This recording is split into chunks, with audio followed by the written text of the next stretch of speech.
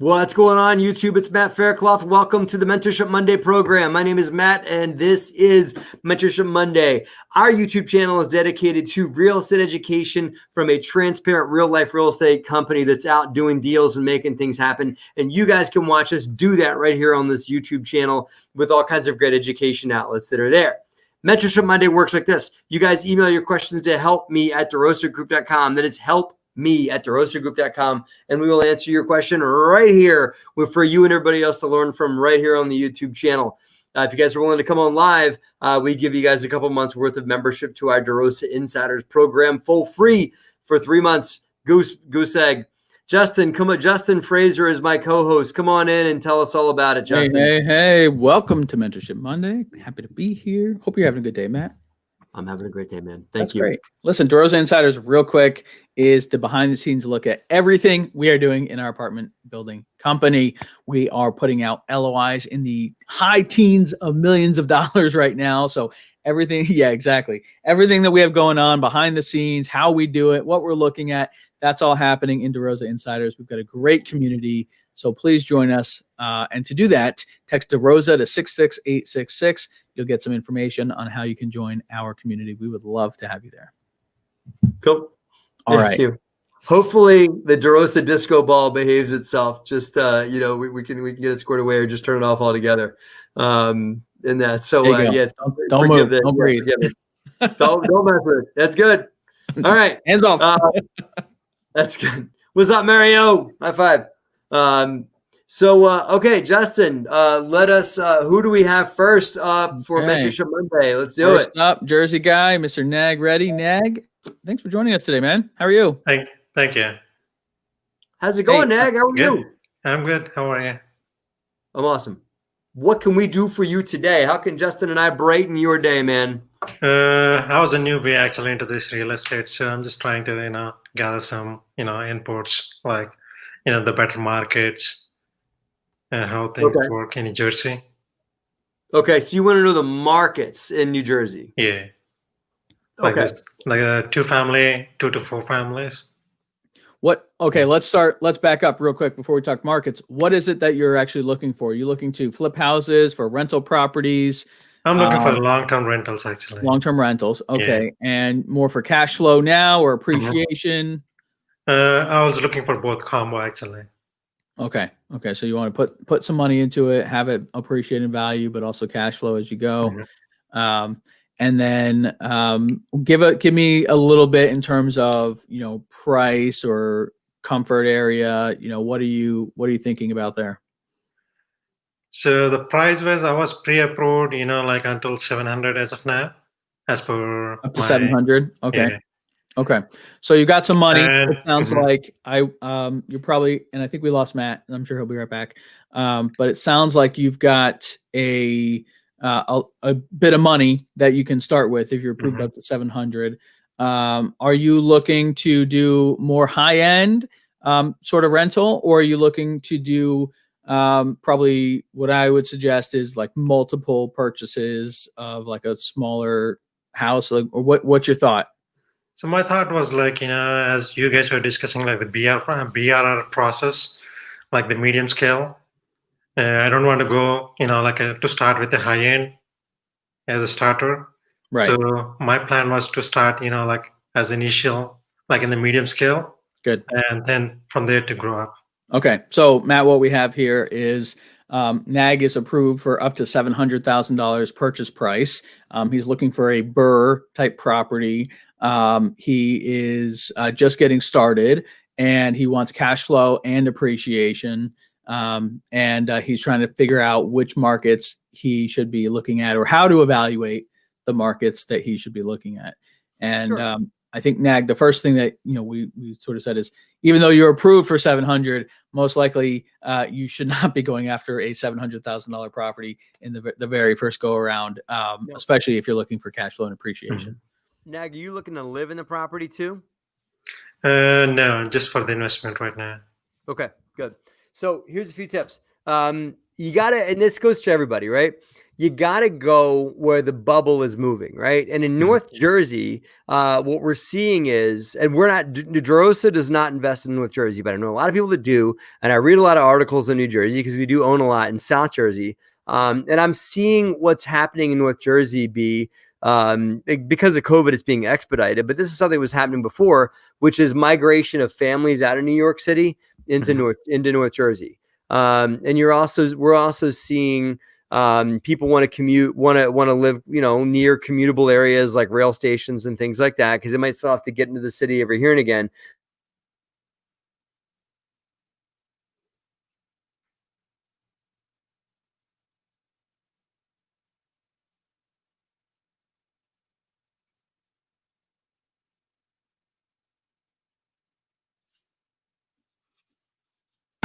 You're in Central Jersey near Freehold, huh? Yeah. Okay, great. So Matt, I think if I can build on what Matt was saying is to look at the population growth, the trends here in New Jersey. Are you more comfortable with a property that you can drive by, manage, be near, close enough to, or are you comfortable, investing out of state, far away? What are your thought processes on that? So initially, I just want to understand, what the tenant issues and all that stuff to, like a drivable distance. So once, I get in and out at least like a year, so watching the tenants. So from there, I just want to move out of state. So to start with, how to be in a, as a commutable distance to understand, Absolutely. Start the process. That's exactly what I did, right? I didn't even have any inclination about out of state or whatever, but I did want something that was close enough that I could drive by and sort of self-manage and learn the ropes, learn the process. So I picked the market. Frankly, I picked the market my first time based on the price, something that I could afford, because I wasn't approved for 700. So there was not, as much room for a deal as I thought. And I think Matt's back. So Matt, if you want to continue your thought process there on following the population, as you were saying. I'm back for now, man. We're having a wacky day here at the DeRosa offices. Yeah, man. The only thing I would add to you said before about the access to rail stations, because the New Jersey Transit and New York Authority are going to eventually open up another tunnel to get into Manhattan, and that's going to increase a lot more rail traffic going into the city. From the current rails, they're not going to add any rail stations that I understand. They're going to just add a lot more trains going into the city from the North Jersey area. So I would do my investment if I were investing in North Jersey in and around those train stations and the cities that maybe have reasonably good school systems. So I would say I would cross-reference school system ratings and access to New York City by rail. And if you can build out into a matrix, you should be able to pick a few cities to target. That's great. And Nag actually is in the Freehold area, so he's actually a bit closer to us down in Central Jersey. So you recommend like a Plainsboro or Princeton, those kind of areas? That's what you mean to say? And north too. I would look at Perth. Personally, I'd look at New Brunswick, Perth Amboy. New Brunswick, you can get a good deal because you get at least to college students or at least to professionals that work at the hospital. And New Brunswick is already a commuter city to Manhattan. It'll continue to be so. So I would look where you are in Freehold. North. You could also look at the areas over by the shore, like the Red Banks and things like that, that you can get on a boat to get to through the ferry system to get to Manhattan. Yeah, so I love that. Really what Matt's saying is thinking about the demand in the future, right? We know people are going to be commuting. What we're seeing with COVID is that people are moving out of Manhattan and they're moving into Jersey and North Jersey. And what's going to happen is, at the closer you are to Jersey, the prices are going to get higher and higher. So people start moving down that train station, right? They go station by station by station. Their commute gets a little bit longer, but they sort of cluster around that. And then you cross-reference that in with the school districts. And now you've got a winning town that you're appreciation. There's going to be a strong rental market. People, in an upturn, a downturn, people are always going to want to be living there. Good schools and easy access into the major city. So hopefully that helps you figure out, how to find, that's very Jersey specific for anyone else watching this, but outside of your town is probably the same thing. I expect people are probably moving out of the major cities and check those lines, check the subway lines or the train lines coming in and out of your cities and start to match that over with the the towns. Yeah, and you can also just transpose that to any market, follow the growth, and transpose because of COVID and because of growth and things like that. Where are jobs and people moving to? And in New Jersey, the Manhattan's gonna continue to be the center of employment in New Jersey, but it's not going to no longer be the center of residential as well. People don't have to live there to work there anymore. So. And by the way, if you're more comfortable in South Jersey, do the same thing with Philadelphia. Yeah, I'm comfortable in South Jersey too because my wife has a clinic in Cherry Hill. Perfect. Yeah. We So know a lot of investors down there crushing it. Same thing. Look at the stations, look at the growth, look at the schools. And I'll do a plug. Join the SJ RIA group. Your local RIA is a great resource. And in New Jersey specifically, SJ RIA is the group to be with in South Jersey. They are a great connection for you. Awesome. All right, Nag. Hopefully that helped you. We are going to drop you down. Thank you so much for coming on the show. If you guys have questions like Nag, please email helpme@DeRosaGroup.com. And guess what? This is a twofer. We've got another question. Double dipper, man. Thank you, Nag.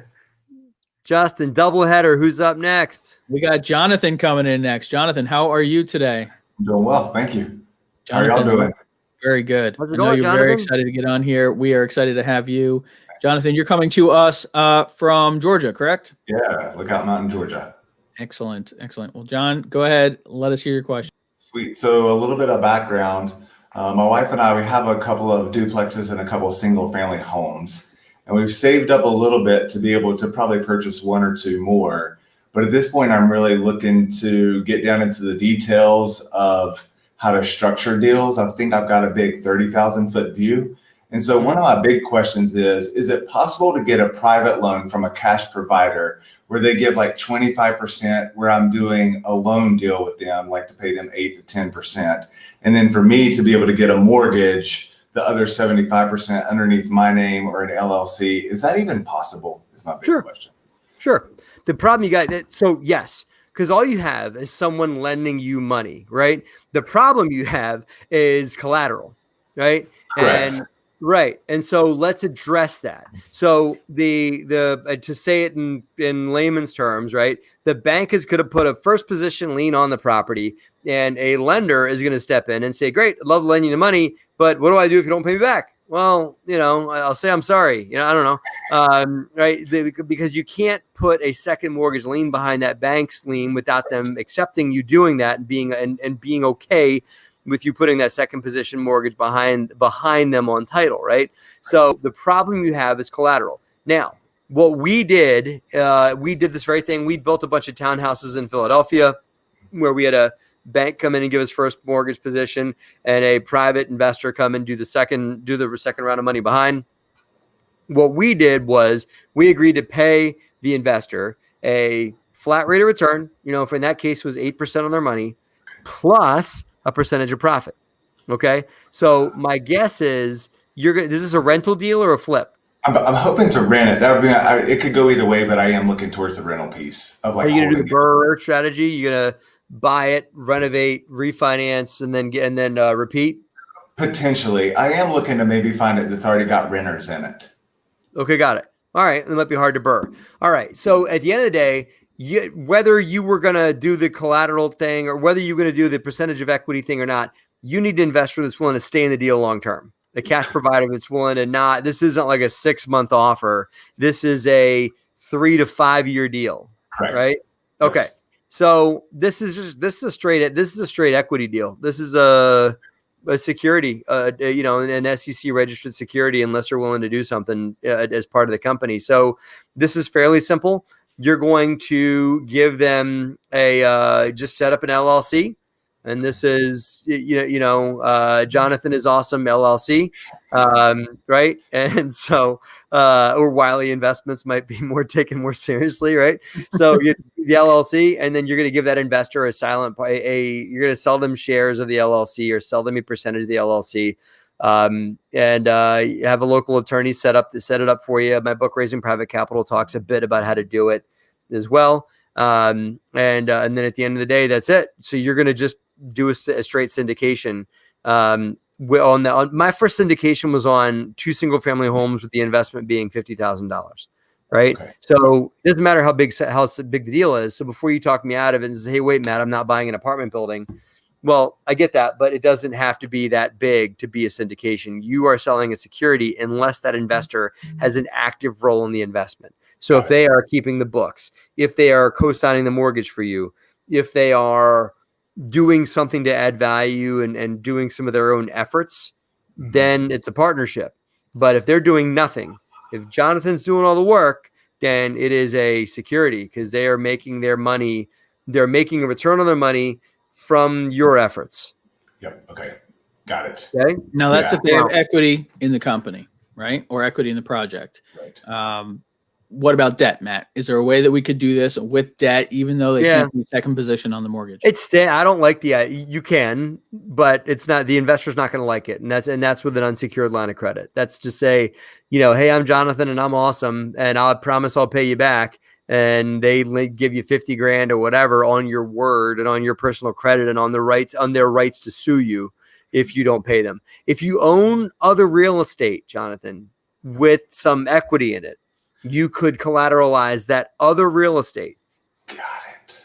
Okay. Yeah, got it. And then let's say you got your primary residence or another rental property. Mm-hmm. Okay. You could put a lien on that property and then take that money and then put it in your next deal. Yep. Got it. Brilliant. Are you in that situation? Do you have? I do. Yeah. So we have, a couple of properties that I could do that. I was even thinking to take their money and replace my money that was in one of those properties. Does that make sense? So to put it in there, then when I get my money back out, then put it in somewhere, find somebody to replace that deal, pull money out. Does that seem legitimate? That's fine. So refinance, you're just using private lenders for it. Right. Right. Well, correct. Here's the thing, Jonathan, is I would consider this. If you've got significant equity, the cheapest money you're going to get is a HELOC. Right. A home equity line of credit. So I would investigate, and banks will give you a HELOC on rental properties if it's the right bank. Okay. Right. Okay. So consider a HELOC first, because the HELOC is going to be way cheaper than any investor rate of return is going to want. Investors are going to want 8, 9, 10, right? percent, if not more. So I would look into a home equity line of credit and then look at investor blend-ins, right? Right. So we got a lot of options here, right? Equity partner, joint venture, putting together a mini syndication, cross collateralizing your loan, HELOC. There's definitely some options here to get you. If you got equity, is the lesson, guys. If you have equity, then it's certainly you want to tap that equity to use it to borrow against it. If you don't have equity, you're going to have to give equity away in your new deal. Right. All right. Yeah. Brilliant. Thank you so much for your time. I'm very appreciative. You're welcome. I won't let it go to my head, Justin. You hear he called us brilliant, Justin? You hear that? I wrote it down. Jonathan, thank you for coming on the show. We'll look forward to seeing you on Insiders. Thanks again. Thanks, Jonathan. Awesome. Another great episode of Mentorship Monday, guys. Don't forget, if you guys want to join us on Mentorship Monday, email us at helpme@DeRosaGroup.com. That is helpme@DeRosaGroup.com. And we'll have you guys here on the show. If you join us live, you'll get a free access to our Insiders program for 3 months for free. If you'd like for us to read off your question, we can do that too. Ready, Justin? I'm ready. Thanks for watching, guys, and have a great and profitable week. All right, let's okay, guys, so we're going to do a new thing. Justin and I are going to record an intro to this video. So Justin, why don't let's try it. I'll do the welcome. And hey guys, if you thanks for watching the Mentorship Monday program. Don't forget to like and subscribe. And you say in today's episode, you're going to learn ba and ba. Yep. You got it. I wasn't listening. What did we cover? Just kidding. I'm good. Yeah. Right. How to buy, where to buy small multi. I got it. And how to tap equity for your real estate deals. Okay. Yep. All right. There we go. Thanks for watching. Oh shit! Not thanks for watching. Jeez, the end. Cool. Cool. Hey guys, welcome to Mentorship Monday. This is Matt Faircloth. If you guys like what we do here on this YouTube channel, take a minute right now and subscribe to our channel and like this video. You're gonna love this Mentorship Monday series. Justin, what we got coming up today? On this video, we're going to tell you how to find a market. What trends do you need to be looking at to figure out where you should be investing? Also, it's a big double episode. So in our second question today, we go into how to cross-collateralize loans, how to find equity for your deals, how to talk to people and get them partnered with you so that you can find your next deal and fund it, which is most important. Thanks for watching, guys. Can't wait to see you at the end of the episode. See ya.